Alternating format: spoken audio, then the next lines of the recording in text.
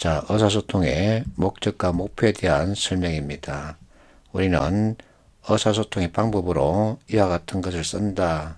누구나 알고 있습니다. 그런데 의사소통의 목적에 대한 이해가 부족한 건 사실입니다. 자, 말과 글, 제스처 이와 같은 것을 통해서 상대방 알아듣게끔 하는 거죠. 그래서 두 개 이상의 정보가 서로 연결되게끔 하는 겁니다. 그러면 궁극적으로 무엇을 노리나 설득이죠. 설득의 뜻은 자, 한자로 표시하면 이렇게 되죠. 자, 내가 너에게 말한 것이 있지. 그러니까 내 말대로 해봐라. 그러면 네가 얻는 것이 있다.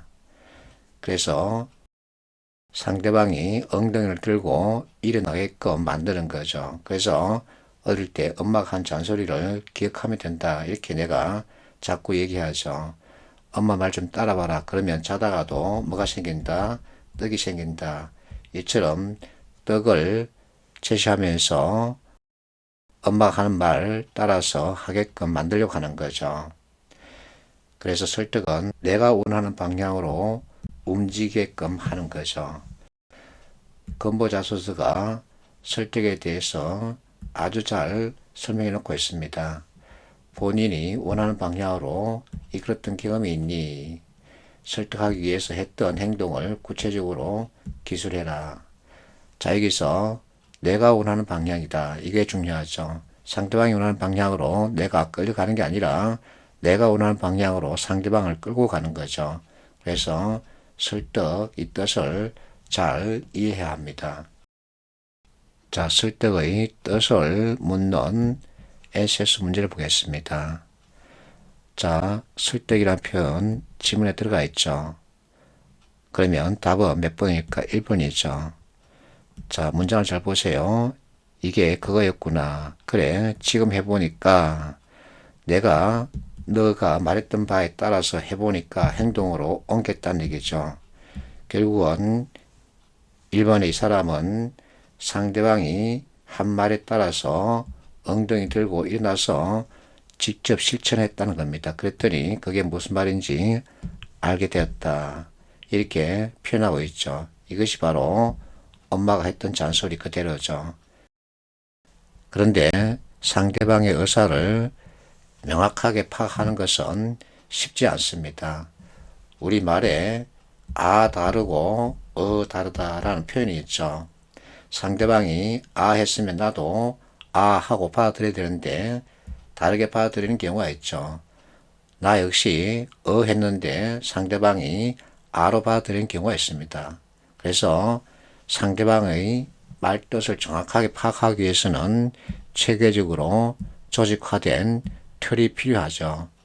이와 같은 이유 때문에 두괄식, 미괄식, 연역법, 기납법 이와 같은 것이 나온 겁니다.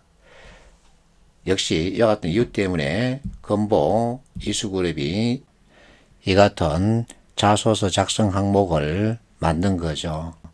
건보 같은 경우 윗사람의 의도를 명확하게 파악하기 위해서 실시했던 구체적인 노력을 들려달라 그러죠. 자, 이수그룹은 조금 더 구체적이고 체계적입니다. 상대방 의사를 체계적으로 조직하여 파악하거나 자신의 의견을 분명하게 표현한 경험이 있니 하고 묻고 있죠. 자, 상대방 의사를 체계적으로 조직하여 파악하기 위해서는 뭐가 있어야 할까요? 틀이 필요하다는 얘기죠. 그래서 지금부터 그 틀을 익히는 겁니다. 나 자신의 의견을 밝힐 때도 그냥 아무렇게나 말하는 것이 아니라 특정 틀에 따르면 조금 더 정확하게 명확하게 나의 의사를 밝힐 수 있다는 얘기죠. 그래서 이와 같은 자소 작성 항목이 만들어지는 거죠. 자, 문해력에 대해서 서울대 교수가 이렇게 설명했습니다. 이런 것들이 있는데 중요한 정보인지 아닌지 판단하는 능력이 필요하다. 그래서 이와 같은 면접 질문도 같이 이어져 나오는 거죠.